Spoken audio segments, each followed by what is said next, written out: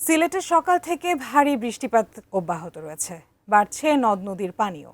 এই মুহূর্তে সিলেট মহানগরীর কিন ব্রিজ সংলগ্ন সুরমা নদীর পাড়ে আছেন প্রতিনিধি কামরুল ইসলাম মাহি।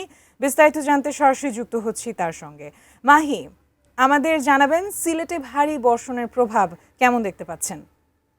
আদিলতে আপনি যেমনটি বলছিলেন, সকাল থেকেই আমরা ভারী বৃষ্টিপাতের যে প্রভাব সেটি আমরা লক্ষ্য করছি এবং জনজীবনে এর স্পষ্ট একটি চাপ রয়েছে। এবং আমি এই মুহূর্তে সিলেট মহানগরীর যে কিং ব্রিজ সংলগ্ন সুরমা নদীর পাড়ে আছে এবং সুরমা নদীর পাড়ে আপনি নিশ্চয়ই দেখতে পাচ্ছেন যে নদ নদীর পানি কিন্তু অনেকটাই বাড়ছে এবং গত কয়েকদিন ধরেই আমরা দেখছি সিলেটের সুরমা, কুশিয়ারা, অন্যান্য যে নদ নদী রয়েছে সেই নদ নদীর পানি বাড়ছে। তবে এখনো পর্যন্ত কোনো নদীর পানি কিন্তু বিপদ সীমার উপরে অতিক্রম করেনি এবং আবহাওয়া অধিদপ্তর থেকে আমাদেরকে যেমনটি জানানো হয়েছে যে আগামী 3 থেকে 4 দিন ভারী বৃষ্টিপাত অব্যাহত থাকতে পারে এবং এই বৃষ্টিপাত যদি অব্যাহত থাকে তাহলে আসলে নদ নদীর পানি বাড়বে এবং পানি উন্নয়ন বোর্ড বলছে যে পানি যদি অব্যাহতভাবে বাড়ে তাহলে কিন্তু সিলেটের নিম্নাঞ্চল যেগুলো রয়েছে সেই নিম্নাঞ্চলের এলাকাগুলো প্লাবিত হতে পারে এবং যে সিলেটের যে সিলেট মহানগরীতে যে বছর বছর ধরে যে জলাবদ্ধতা তৈরি হয় সেই জলাবদ্ধতার আমরা সিলেট সিটি কর্পোরেশন এবং জেলা প্রশাসনের সঙ্গে আমরা কথা বলেছিলাম। তারা বলছেন যে যেহেতু আগামী একটা বন্যার সংখ্যার কথা বলা হচ্ছে এবং ভারী বৃষ্টিপাত অব্যাহত রয়েছে, সেই ক্ষেত্রে তারা